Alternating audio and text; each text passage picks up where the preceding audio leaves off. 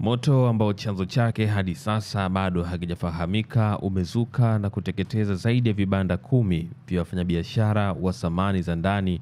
na nyumba zilizopo jirani na eneo hilo katika mtaa wa Ngoto, manispaa ya Morogoro. Mashuhuda wa tukio hilo wamesema moto huo ulianza taratibu na baadaye kuwa mkubwa, hali iliyopelekea kutoa taarifa kwa jeshi la zimamoto na uokoaji, lakini halikufika kwa wakati.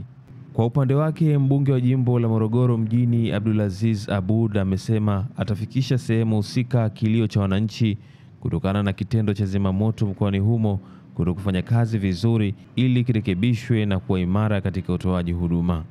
Akizungumzia tukio hilo, mrakibu msaidizi wa jeshi la zimamoto na uokoaji mkoani Morogoro, Daniel Myala, amesema jeshi hilo kwa kushirikiana na askari wa jeshi la ulinzi la wananchi JWTZ umefanikiwa kudhibiti moto huo ambao umeteketeza zaidi ya vibanda 10 vya wafanyabiashara wa samani za ndani, huku jeshi hilo bado likiendelea na uchunguzi kwa ajili ya kubaini chanzo halisi cha moto huo.